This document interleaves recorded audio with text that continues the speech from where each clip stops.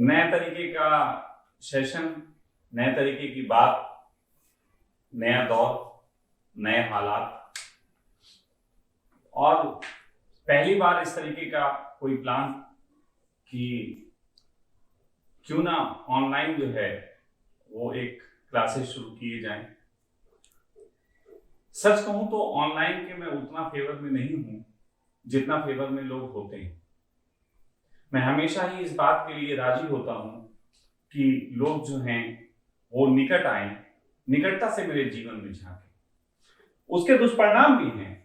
उसके दुष्परिणाम ये हैं कि लोग जब निकट आते हैं तो बहुत सी ऐसी चीजें देखते हैं जो उन्होंने सोची नहीं होती, तो उसकी वजह से या तो उन्हें बहुत अति सामान्य सी चीजें लगती हैं या उनकी जो कल्पनाएं हैं उससे मैच नहीं खाती। लेकिन ये रिस्क जरूरी है और ये रिस्क लोगों को लेना चाहिए। मैंने देखा है कि धर्म जगत का जो सबसे बड़ा नुकसान आज तक हुआ है उसके पीछे कारण है कि या तो धार्मिक बातों को हमने किताबों में पढ़ा या आधुनिक दौर में हमने टीवी चैनल पे लोगों के प्रवचन देखे, या आश्रम में कोई बाबा 1 घंटे के लिए अपने कमरे से बाहर आके प्रवचन देके फिर कमरे में वापस चला गया। ये धर्म जगत की हानि है, क्योंकि इन कारणों की वजह से धर्म जो है वो शब्दों के रूप में हमारी जिंदगी में शामिल हो जाता है। केवल शब्द, केवल बातें अच्छी अच्छी। तो ये जो है ये चीज नुकसान पहुंचाती है। कई बार लोगों ने मुझसे एक प्रश्न किया कि स्वामी जी, आप अपनी जिंदगी को इतना खुल के क्यों बोलते हो? क्या जरूरत है आपको हर बात अपनी जिंदगी के लोगों को बताने की? तो मैंने कहा कि सन्यासी जो है वो समाज की प्रॉपर्टी होता है। सन्यासी का व्यक्तिगत जीवन नहीं होता। एक सन्यासी समाज की प्रॉपर्टी होता है और समाज को यह जानने का हक है कि एक सन्यासी की जिंदगी में क्या क्या घटता है, वो कैसे खाता है, क्या पीता है, कैसे रहता है, कैसे झंझट होते हैं, क्या सुख हैं, क्या दुख हैं, क्या आनंद है, क्या पीड़ाएं हैं, कैसे चीजों को एनकाउंटर करता है, वही चीजें जो हम करते हैं उसे वो कैसे करता है। तो ये जीवन में झांकना चाहिए। पहले के समय में लोग ऑटोबायोग्राफी लिखते थे। ऑटोबायोग्राफी बिल्कुल ऐसी जिसमें निपट सच हो। आप कृष्ण की ऑटोबायोग्राफी देखो, कृष्ण नहाती हुई स्त्रियों को नग्न देखने के लिए उनके कपड़े चुरा लेते हैं, और जब वो स्त्रियां अपने अंगों को छुपाती हैं हाथों से, अपने स्तन को, अपनी योनि को, तो कृष्ण कहते हैं तुम अपमान कर रहे हो, तुमने सूरज देवता का अपमान किया, नदी में से तुम नग्न निकल आए, सूरज देवता से माफी मांगो। तो वो माफी मांगती हैं हाथ जोड़ के, और कृष्ण उनके अंगों को देख के आनंद लेते हैं। ये ऑटोबायोग्राफी लिखी जाती थी। लेकिन आज हम ऑटोबायोग्राफी लिखते हैं टुकड़ों में। हमारे गुरुजी फला फला दिन पैदा हुए, फला फला दिन उनको एनलाइटमेंट हुआ, फिर गुरुजी ने बड़ी यात्राएं की, देश काल परिस्थितियों में लाखों करोड़ों उनके मानने वाले शिष्य बने, और गुरुजी बाद में टपक गए। फला दिन पैदा हुए, फला दिन टपक गए। यह है धर्म की हानि। यह धर्म की हानि है। इसे हम कुछ जान ही नहीं पाए। इससे हमने कुछ बातें जानी जिसे हम अपने ऊपर थोपेंगे, जबरदस्ती ला देंगे। लेकिन जब कोई एक जिंदा इंसान के साथ रहता है, गुरु जिंदा गुरु के साथ रहता है, तो मामला खतरनाक है। एक गुरु एक को जो सिखा रहा वो दूसरे को नहीं सिखाएगा। एक के साथ जो सुलूक कर रहा वो दूसरे के साथ नहीं करेगा। जिसकी जैसी पात्रता वैसा उसका सुलूक। तो मैं सदा ही तब पसंद करता हूं कि लोग मेरे निकट आए, मेरे जीवन को देखें। गालियां देते हो, देख, कोई परवाह नहीं, वो उनकी सोच होगी जिससे मैं मैच नहीं खाऊंगा। लेकिन मैंने सुना है कि धर्म तो होता है अज्ञात की यात्रा। अज्ञात की यात्रा को लोग बड़ा ज्ञात करके जाना चाहते हैं। और मैं तुमसे कहता हूं कि परीक्षा तो मैं तुम्हारी लूंगा, तुम मेरी परीक्षा लेने मत बैठ जाना। जैसे एक बार एक लड़का मेरे पास आया और कहने लगा, स्वामी जी आप मुझे बहुत अच्छे लगते हैं, इसलिए अच्छे लगते हैं कि आप शराब नहीं पीते। मैंने कहा पागल, तुझसे किसने कह दिया? दिव्या जाओ बोतल निकाल लो। तो बोतल निकलवाई और उसके सामने रख दी। वो पीता था, उसको पीने में बड़ा रस था, वो पीने लगा। मैं भी उसके साथ उसे कंफर्ट करने के लिए कि उसे ये यकीन हो कि शराब पीना कोई इतनी बुरी बात नहीं, धर्म का शराब से लेना देना नहीं, जीसस पीते थे। तो मैंने उसके साथ एक पैग ले लिया, उसे थोड़ा अच्छा लगा। फिर वो 1-2 दिन और आया, लेकिन अभी पूरा ग्रिप में नहीं आया था, पूरी पकड़ में नहीं आया था। तो मैं उसके साथ और बैठा, रोज मैंने उसके साथ पी। तीसरे चौथे दिन वो मुझसे कहने लगा, आप तो मेरे जैसे आदमी निकले, आप तो मेरे जैसे आदमी निकले, बिल्कुल सामान्य से। मैं भी पीता हूं, आप भी पीते हैं, आप में अंतर क्या है? मैंने कहा, तू शायद समझेगा नहीं, क्योंकि अब तेरी बुद्धि जिस दिशा में मुड़ गई है उसे घुमा के वापस आना मुश्किल है। लेकिन फिर भी बता देता हूं, कहीं वो दोस्त सुन रहा हो तो उसको मेरी बात पता लग जाए। तुम पीते थे क्योंकि तुम्हें जरूरत थी, और मैं पीता था कि तुम्हारी कुछ जरूरतें हैं जो गलत दिशा में चली गई हैं, उनको सुधार सकूं। अंतर है। मैं तुम्हारे लिए पीने बैठा था, तुम अपने लिए पीने बैठे थे, तुम मेरे लिए नहीं बैठे थे। तो इसी तरीके की जो बात है, वो बात होना बहुत जरूरी है। लेकिन नया दौर है, कोरोना काल है, लोगों के पास इतनी फुर्सत नहीं कि आ सकें। फिर उनके आने के लिए जो इंतजाम करने पड़ते हैं उसके एवज में मुझे पैसा लेना पड़ता, तो लोगों के पास इतना पैसा नहीं कि मैं ले सकूं। पहुंचना बहुत लोगों तक है, जरूरत बहुत लोगों की है, तो कैसे काम किया जाए? तो फिर सखा की पाठशाला के संबंध में एक विचार जन्मा। मैं चाहता हूं कि मैं आपको ऑनलाइन ही ऐसा दर्शन कराऊं कि आप मेरा जीवन भी दें। ये अनोखी होगी पाठशाला। ये पाठशाला नहीं होगी जिसमें 1 घंटे स्वामी जी बैठ के बढ़िया से वस्त्र पहन के प्रवचन देंगे। ये पाठशाला जो है, ये कभी कभी हमारे परिवार में जो चर्चाएं हैं उसकी भी हो सकती है, कभी कभी व्यक्तिगत जीवन की भी बात हो सकती है। कभी कभी आप देख सकते हो कि मैं खाना बनाते बनाते भी कैसे लोगों को कुछ सिखाता हूं। पता नहीं क्या होगा, सच बात तो यह है, जो भी होगा रियलिस्टिक होगा। हाँ, ध्यान भी सिखाऊंगा। अभी तक तुमने सुना है हंसबा खेलवा करीबा ध्यान। मैं आपको बताऊंगा कि हंसते खेलते कैसे ध्यान में उतरा जा सकता है। तो ये सखा की पाठशाला में होने जा रहा है, और इस पाठशाला को जो है हम जल्द ही शुरू कर रहे हैं। अभी मैं आपको डेट भी बताऊंगा। तो इस पाठशाला का प्रारूप जो है वो इस ढंग का होगा कि उस पाठशाला में आपको सजदा ध्यान से परिचित कराया जाएगा। सजदा ध्यान का पूरा कोर्स होगा। इसमें साल भर का जो है वो मेंबरशिप रहेगी, पूरे साल की। कम से कम व्यक्ति 1 साल के लिए मेंबरशिप लेगा, और इसमें कुछ ऐप होंगे, जूम ऐप या और भी कोई हो सकते हैं, उनका यूज किया जाएगा। आपको व्यक्तिगत रूप से उसका जो है पासवर्ड दिया जाएगा, आप उसमें जुड़ेंगे। हफ्ते में 1 दिन 2 दिन, या मौज आ गई तो 3 दिन, मौज आ गई तो 7 दिन, या मौज आ गई तो 1 दिन मैं आपके बीच आऊंगा। आपके जो भी प्रश्न हैं, बहुत से लोग प्रश्न करते हैं, अब हमारी फीस है 1100 है, 2100 है, 5100 है, 11,000 है, अलग अलग तरीके से है, इतना लोग नहीं दे सकते। तो मैंने इसमें यह रखा है कि लोग अपने प्रश्न पूछ सकते हैं। व्यक्तिगत जीवन से संबंधित प्रश्न हैं, आप उन्हें भेज दीजिए, हम समय आने पे उनका जवाब देंगे, या कौन से प्रश्नों का उत्तर किस दिन दिया जाएगा उसके बारे में हम आपको बताएंगे। तो इससे एक संवाद भी होगा। वो संवाद बहुत व्यक्तिगत संवाद होगा। मैं अपने जीवन को खोल के रखना चाहता हूं, और चाहता हूं आप भी अपने जीवन को खोल के रखें। हम उन चर्चाओं को करें जिन चर्चाओं को करने से हमारा चित्त डरता है, लेकिन मुझसे जुड़ने से पहले कुछ बातें हैं जो सबको जान लेनी चाहिए, बहुत जरूरी है। कबीर ने एक बात कही थी कि मोल करो तलवार का, पड़ा रहने दो म्यान। इसका क्या मतलब है? इसका क्या मतलब है? मोल करो तलवार का, पड़ा रहने दो में।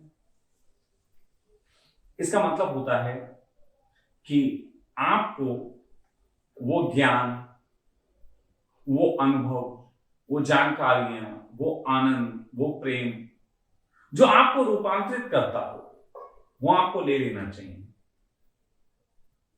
व्यर्थ आपको छोड़ देना चाहिए। आपको व्यर्थ पढ़ने के चक्कर में जरूरत ही नहीं। लेकिन लोग, मैंने देखा है कि हजारों लोग मुझे सुनते हैं, हजारों लोग सुनते हैं। ओशो से किसी ने पूछी थी कि भगवान आपकी इतनी निंदा लोग क्यों करते हैं और सुनते भी हैं? तो ओशो ने कहा था कि मुझे सुनते हैं क्योंकि एक आकर्षण है, उनकी जरूरत है। लेकिन निंदा इसलिए करते हैं कि अगर निंदा ना करें तो उन्हें भी सत्य का स्वाद अपने जीवन में उतारना पड़ेगा, सत्य कहना पड़ेगा। इसलिए निंदा करते हैं कि कहीं सत्य ना कहने लग जाएं, क्योंकि सत्य कहने से जो पीड़ाएं होती हैं वो उन सबको पता है। मेरे साथ भी यही है। मेरी निंदा तुम करोगे तो तुरंत ही तुम्हें सहूलियत हो जाएगी कि अरे यार, इसके जैसा नहीं होना है। लेकिन कहीं ना कहीं एक आकर्षण रहता है, तो देखते रहते हैं, शायद किसी दिन मतलब की बात कुछ निकल आए। फिर अपनी अपनी झंझटें हैं। किसी को देखता है कि अरे हुक्का पी रहा, किसी को लगता है अरे यार इतनी स्त्रियों के साथ रहता है, किसी को लगता है यार ये तो नॉनवेज खा लेता है, किसी को लगता है कि देखो ये तो मॉडर्न तरीके से रह लेता है, ये तो गाड़ियों में घूमता है, किसी को लगता है ये तो पैसा लेता है। न जाने किसी को क्या लगता है, किसको क्या लगता है। और एक व्यक्ति को अगर आपकी बातें बहुत अच्छी लगती, लेकिन आपके चेहरे पे वो ओज नहीं, वो तेज नहीं, तो मैंने उनसे कहा कि तेज अगर ढूंढते हो तो सनी लियोनी के पास चले जाओ। और वैसे उसके साथ पॉर्न स्टार पुरुष भी कुछ आते हैं जिनके चेहरे पे बड़ा तेज है। तेज का क्या करोगे? अचार डालोगे? तेज जो है वो हर एक को दिखाई नहीं देता। ये मेरा घर, ये तेरा घर, किसी को देखना होगा तो पहले आके मांग ले, मेरी नजर तेरी नजर। लैला की नजर से देखोगे तो मजनू बहुत खूबसूरत है, मजनू की नजर से देखोगे तो लैला बहुत प्यारी। तो नजर चाहिए खूबसूरती देखने के लिए। तुम जिससे प्रेम करते हो उसके लिए तुम्हारे अंदर नजर पैदा हो जाती, खूबसूरती दिखने लगती। और बाहर बाहर का अगर तुम ओज देख रहे हो कि बाहर बाहर की चमक, तो निश्चित ही फिर तो बहुत सारे लोग हैं जिनके पास बहुत ओज है, लेकिन जीवन में कोई क्रांति, जीवन में कोई उमंग, कुछ भी नहीं।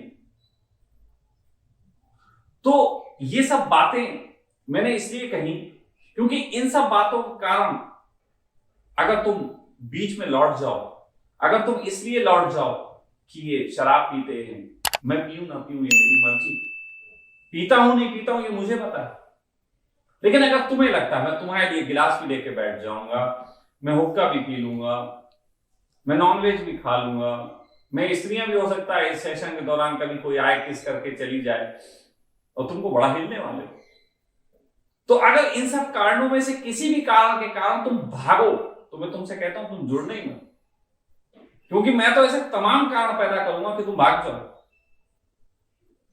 तुम्हें अपना प्रेम बचाना है कि भागूंगा नहीं, और मुझे अपना लठ मजबूत करना है कि मैं भगा के रहूंगा। जितने लठ खाने की क्षमता तुम्हारी, उतना प्रेम तुम्हारा प्रगाढ़, और जितना तुम्हारा प्रेम प्रगाढ़ उतना तुम्हारा आनंद प्रगाढ़। मुझे कुछ नहीं मिलना, मुझे कुछ नहीं मिलना। मेरी लठ मारने की यात्रा में मुझे गालियां बहुत मिलेंगी, इसकी संभावना है, लेकिन आनंद कुछ नहीं मिलना। लेकिन तुम अगर लठ खा के डटे रहे तो इसमें ना तो गालियां मिलेंगी, ना कोई पीड़ा, आनंद ही आनंद है। तो इसलिए अगर इन कारणों में से तुम्हें अभी कोई झंझट हो और इन कारणों के कारण तुम भागना चाहो, जैसे कि लाइट चली गई, अब इस कारण से मैं बंद कर दूं अपनी बात को कहना, तो ये नहीं चलेगा। मैं अपनी बात कहूंगा, उसी प्रकार तुम्हें भी भागना नहीं। ये बात थोड़ी सी समझ लेने वाली है। तो जो सखा की पाठशाला है वो 20 मई से स्टार्ट होने जा रही है। 20 मई से स्टार्ट होगी। इसमें जो शुल्क रखा गया है वो 11,000 रुपए शुल्क रखा गया सालाना। एक साल का शुल्क जो है वो 11,000 रुपए है।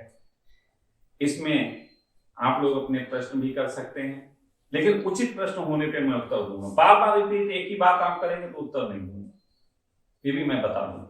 उसमें बता दिया जाएगा कि आपने जो प्रश्न किया दिस इज रिपीट, इसलिए इसका उत्तर नहीं है। तो ये सारी चीजें जो हैं वो सखा की पाठशाला में होंगी। आपको सजदा ध्यान के संबंध में पूरा आगाह किया जाएगा, हर बात सिखाई जाएगी और प्रतिदिन ध्यान की इसमें जो है बात होगी। प्रतिदिन रात्रि के वक्त हम इसको एक ध्यान में आपको लेके चलेंगे। आप मेरे साथ ध्यान में चलेंगे। ध्यान के जगत से, साधना के जगत से आपके सांसारिक जीवन में, आपके संबंधों में जो भी जिस तरीके की प्रॉब्लम आ रही है उन सब प्रॉब्लम को दूर करते हुए, उन सब प्रॉब्लम को हटाते हुए आपके जीवन में किस प्रकार से आनंद आए उसकी पूरी चर्चा होगी, पूरी चर्चा। साथ साथ मेरा व्यक्तिगत जीवन भी बहुत सा आपको देखने को मिलेगा। तो ये सब चीजें जो हैं वो अब होने जा रही हैं। आप इसके मेंबर बन सकते हैं और 20 तारीख तक का समय इसलिए गया है कि आप अपना रजिस्ट्रेशन करा लें, सब बातें सही से जान लें। प्रक्रिया पूरी जो भी होगी, फोन नंबर आपको दे दिए जाएंगे। ये वीडियो बोला जा रहा है, इसमें वीडियो जहां पे भी है ऊपर आपको नंबर दे दिया जाएगा, तो आप उन नंबरों पे संपर्क कर सकते हैं, बात कर सकते हैं, पूरी जानकारी ले सकते हैं। और ये पाठशाला, इस पाठशाला को जब आप लोग पूरा 1 साल तक जो मित्र करेंगे, उसके बाद मेरा एक छोटा सा और चाह है वो भी बता दूं कि उनमें से बहुत से मित्र ऐसे निकल के आएंगे जो कि इस योग्य होंगे कि अपने शहर में वो जो है वो सखा की पाठशाला या जो भी हम नाम आगे रखेंगे उससे संबंधित सेंटर खोल सके। वो सेंटर उनके लिए कहते हैं कि साधु संगत का एक कारण भी बनेगा। उस तरीके के लोग उनसे जुड़ेंगे जो पसंद करते हैं मुझको। साथ साथ उनको एक माहौल पूरा ऐसा मिलेगा जिस माहौल में खेलने की संभावना बहुत होती है और उसके साथ साथ थोड़ी सी जो है वो इनकम सोर्स भी जो है वो खुलेंगे। तो ऐसा 1 साल बाद लोग जो निकल के आएंगे उनके साथ काम होगा और फिर 1 साल बाद इसको हम कंटिन्यू करेंगे नहीं करेंगे वो आगे की बात है। लेकिन फिलहाल अभी जो है सखा की पाठशाला शुरू होने जा रही है। जो लोग भी धार्मिक अपने आप को समझते हैं और जानते हैं कि अभी तक उन्होंने कोई आनंद नहीं पाया, उनके लिए ये विशेष है। जो लोग बुद्ध हो गए हैं वो थोड़ा दूर रहें, नहीं तो उनके अपने बुद्धत्व संदेह उठ जाएंगे। तो ये सखा की पाठशाला जो है वो आपके भ्रम ही नहीं हटाएगी, आपको ऐसी समझ से भी भरेगी कि जगत में कोई भी काम आप बेहतर ढंग से कर सकते। मैंने देखा है अक्सर कि जो संन्यास की यात्रा करते हैं उनके लिए अगर संसार को भी थोड़ा सा सौंप दो, संसार को उन्हें धक्का दे दो, भीड़ में धक्का दे दो, दुकान पे बैठा दो, तो बड़ी पीड़ा में हो जाती है। और जो आदमी भीड़ में है, दुकान पे है, फैक्ट्री में है, ऐसे आदमी को बोलो 2 घंटे आंख बंद करके बैठ जाओ तो उसे बड़ी बेचैनी हो जाती है।